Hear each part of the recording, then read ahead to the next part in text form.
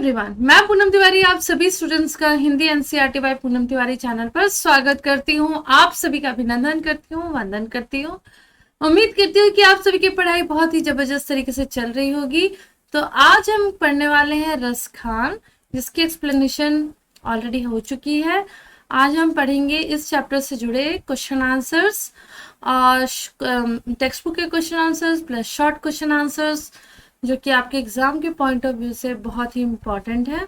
तो बिना किसी रुकावट के हम स्टार्ट करते हैं हमारी आज की क्लास। रसखान अपने अगले जन्म में कहाँ निवास करना चाहते हैं और क्यों? तो अगले जन्म में ब्रज भूमि में निवास करना चाहते हैं। उन्हें भगवान कृष्ण से तथा उनकी लीला भूमि से गहरा लगाव है और वे वहीं निवास करना चाहते हैं। पशु बनने की स्थिति में रसखान अगले जन्म में क्या बनना चाहते हैं?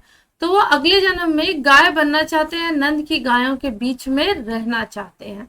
रसखान पत्थर क्यों बनना चाहते हैं? तो रसखान गोवर्धन पर्वत का जो पत्थर है वो बनने के लिए तैयार है, ताकि कृष्ण उन्हें भी अपनी उंगली पर धारण कर ले, इस प्रकार वो कृष्ण के संपर्क में आ सके। रसखान खग बनकर कहाँ बसेरा करना चाहते हैं? तो रसखान पक्षी के रूप में यमुना तट पर खड़े कदम के पेड़ों की डाल पर बसेरा बनाना चाहते हैं। यह सवैया किसके द्वारा किस भाषा में रचा गया है? तो यह सवैया ब्रज भाषा में रचा गया है। कवि और कविता का नाम क्या है? तो कवि का नाम है रसखान, कविता का नाम है सवैये। कवि किस पर तीनों लोग न्यौछावर करने को तैयार है? तो कवि कृष्ण की लाठी और काली कमली पर तीनों लोगों का जो राज है वो न्यौछावर करने के लिए तैयार है। नंद की गाय चराने के लिए कवि कौन सा सुख त्यागना चाहते हैं? तो नंद की गाय चराने के लिए कवि 8 सिद्धियां और 9 निधियों का सुख त्यागने के लिए तैयार है। करिल के कुंजों पर कवि क्या देना चाहते हैं? तो करिल के कुंजों पर करोड़ों सुनहले महलों को भी वो न्यौछावर कर देना चाहते हैं। 8 सिद्धियां 9 निधियों के नाम बताइए। तो 8 सिद्धियों के नाम हैं, ये इंपॉर्टेंट है आप लोगों के लिए। अणिमा, महिमा, गरिमा, लघिमा, प्राप्ति, प्राकाम्य, ईशित्व, वशित्व। और कुबेर की 9 निधियां हैं पद्म, महापद्म, शंख, मकर, कच्छप, मुकुंद, कुंद, लाल, खर्व। गोपी कौन सा रूप धारण करना चाहती है और क्यों? तो कृष्ण की अनुरागिनी एक गोपी उनका सारा सॉन्ग रचने को तैयार है, क्योंकि वो कृष्ण से अथाह प्रेम करती है और उनके रंग में डूब जाना चाहती है। मुरलीधर किसे कहा गया है? तो मुरलीधर कृष्ण को कहा गया है। और क्यों? क्योंकि वे यमुना के तट पर बंसी बजाया करते थे और इसी रूप पे गोपियां मुग्ध थी और उन्हें मुरलीधर कहा गया है। अनुप्रास अलंकार का उदाहरण गोधन ग्वारिनी संग फिराऊंगी।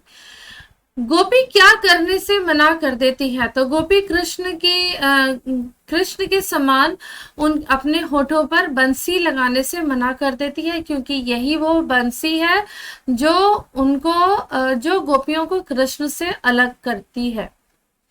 गोधन ग्वारिन में कौन सा अलंकार है? देखो यहाँ पर ग है और लास्ट में भी न है, इसलिए यहाँ पर अनुप्रास अलंकार है। सखी से क्या संभाला नहीं जा रहा है? तो कृष्ण की मधुर मनमोहक मुस्कान सखी से संभाली नहीं जा रही है।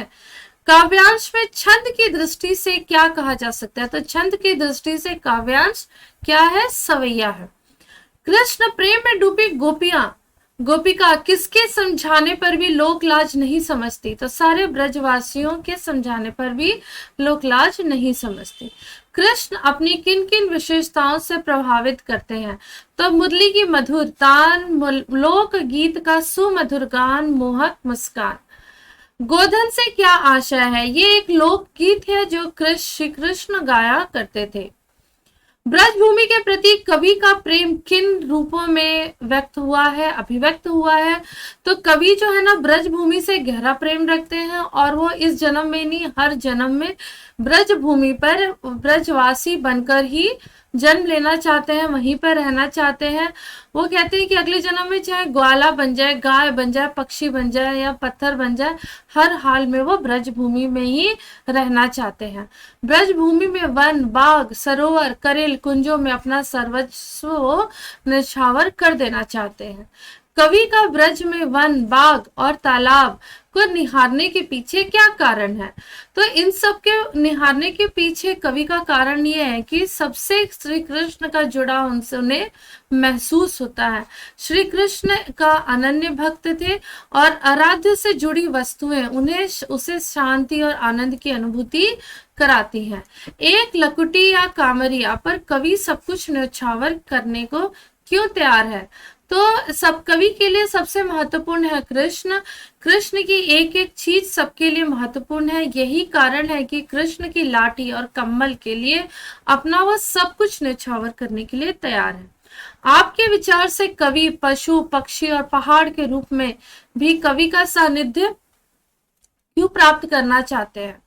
तो मेरे विचार से रसखान कृष्ण के अनन्य भक्त हैं और वो किसी भी सूरत में कृष्ण का सानिध्य चाहते हैं, चाहे वो पत्थर के रूप में आ जाए, पशु, पक्षी, मनुष्य, किसी भी रूप से आ जाए, वो वहां कृष्ण का साथ चाहते हैं।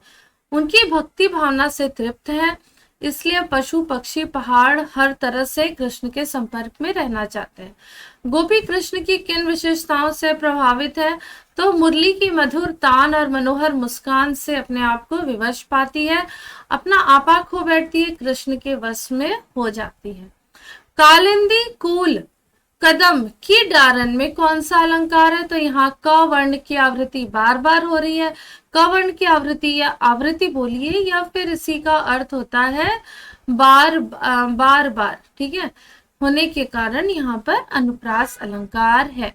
सारे ब्रजवासी किस पर न्यौछावर हो गए हैं? तो ग्वाल, कृष्ण के ग्वाल रूप और सुमधुर बंसी वादन पर न्यौछावर है। जब कृष्ण ने नंद की गाय चराई और उनके बीच बैठकर मधुर बंसी बजाई, तब से सब ब्रजवासी उन पर मोहित हो गए हैं। यहाँ संकलित चौथे सवैये में दो सहेलियां किस तरह से किस बारे में बात करती हैं?